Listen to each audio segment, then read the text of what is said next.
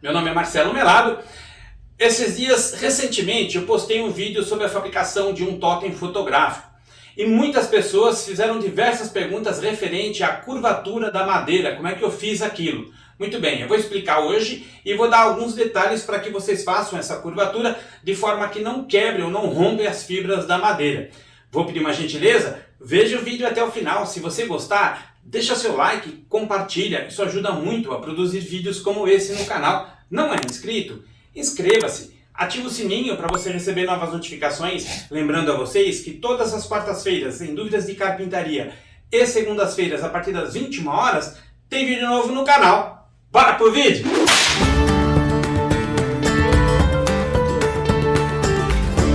Para que eu consiga fazer o corte, ou seja, na altura ideal, para eu poder conseguir fazer a curva no compensado, o compensado ele é feito por camadas. E existe uma película, uma última camada, que é até aqui que eu vou ter que fazer esse corte. Ou seja, eu vou cortar daqui para baixo e deixar só uma capinha para que eu consiga fazer a envergadura da madeira.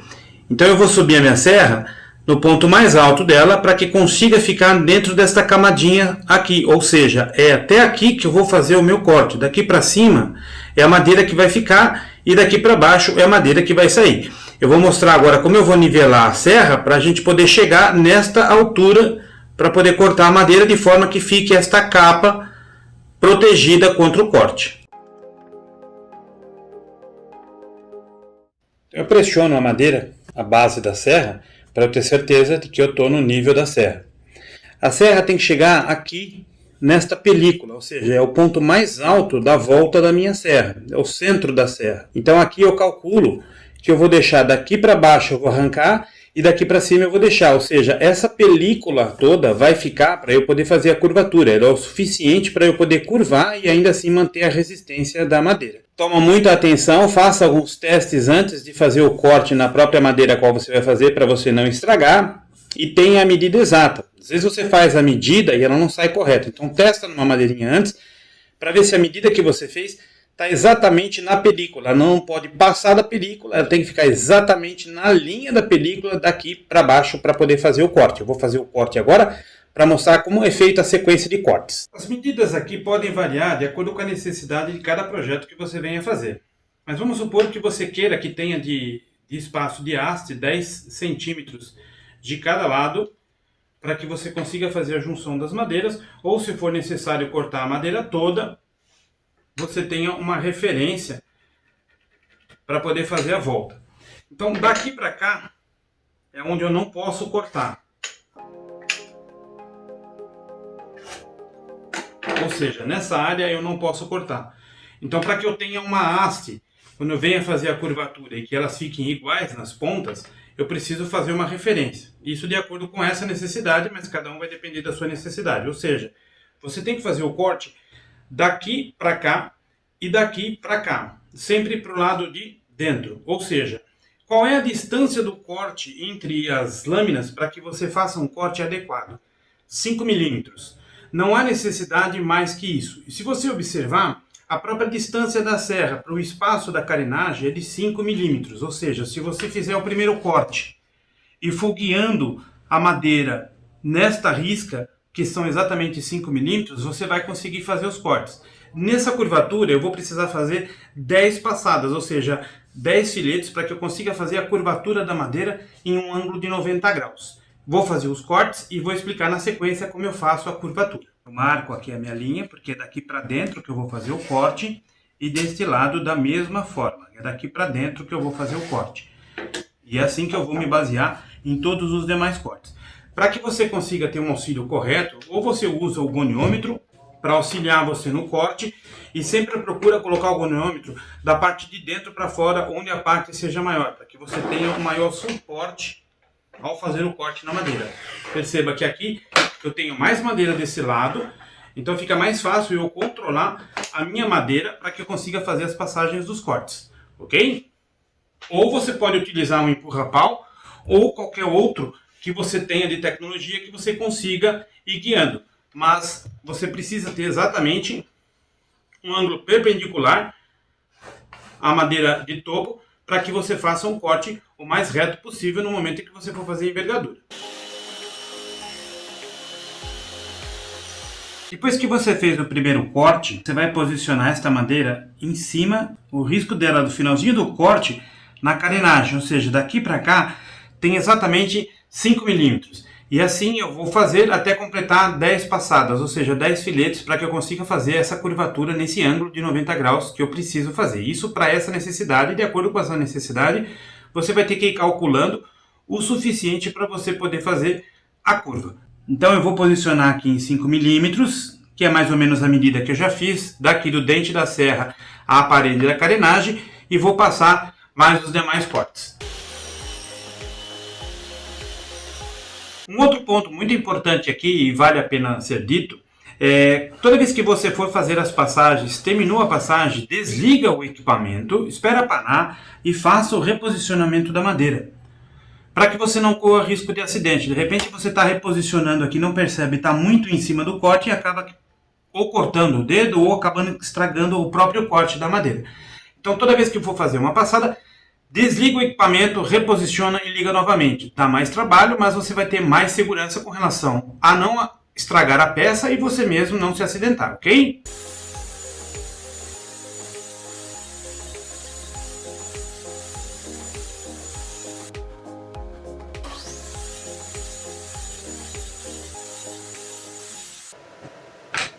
Uma vez que eu fiz os cortes, a madeira já está flexível, mas não pronta ainda para fazer a curva. Se eu tentar fazer a curva agora aqui, eu vou quebrar a madeira porque ela está muito ressecada.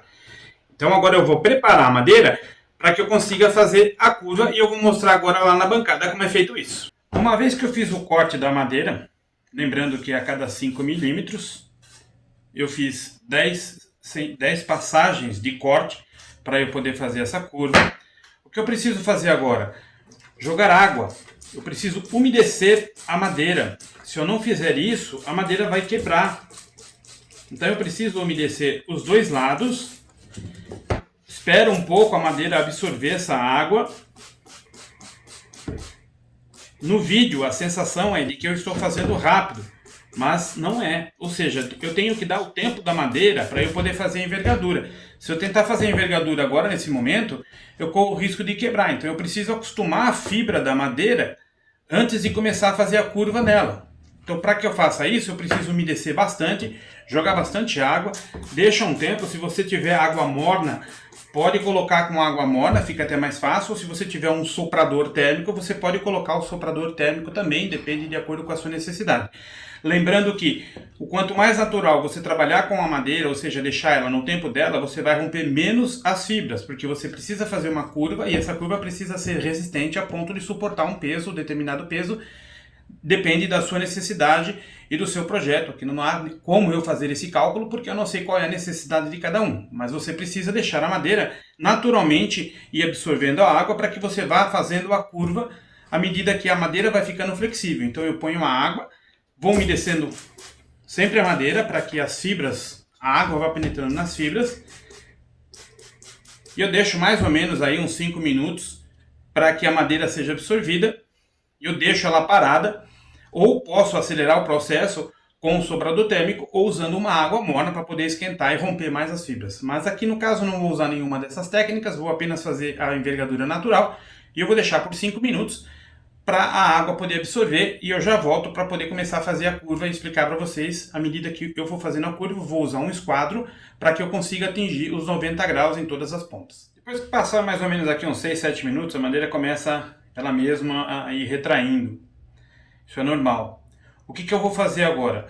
Uma vez que a madeira está bastante molhada, ou seja, não é só uma vez que eu molho, eu jogo várias vezes até ela poder ficar bastante umedecida e não ficar ressecada.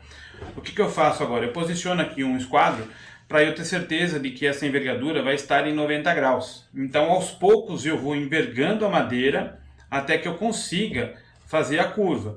Devagar, porque ela pode quebrar. Pode acontecer de quebrar. Então eu vou envergando devagar, devagar, bem devagar, até eu conseguir posicionar ela nos 90 graus. Ou seja, essa madeira precisa encostar nesta régua. E aos pouquinhos eu vou fazendo essa envergadura. E mesmo com cuidado, ainda assim existe o risco da quebra da madeira. Pode acontecer isso também. Então eu vou indo aos poucos e acostumando a madeira na envergadura. ela não está no estado natural dela, por isso pode romper. E eu vou indo aos pouquinhos até conseguir juntar toda a madeira. Ou seja, eu consegui encostar nos 90 graus desse lado e nos 90 graus deste lado. Uma vez feito isso, eu deixo a madeira por algum período para que ela acostume essa envergadura. Ela tenta empurrar ainda a régua.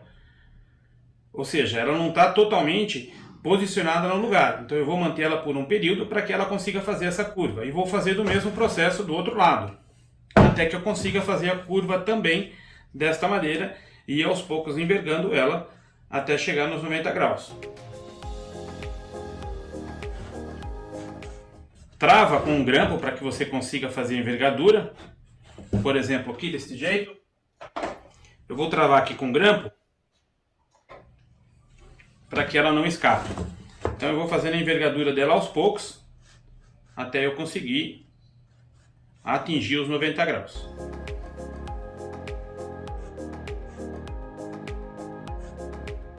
Muito bem, uma vez que eu conseguir fazer a envergadura dela, eu consigo fazer do outro lado também a mesma coisa, até eu conseguir envergando ela.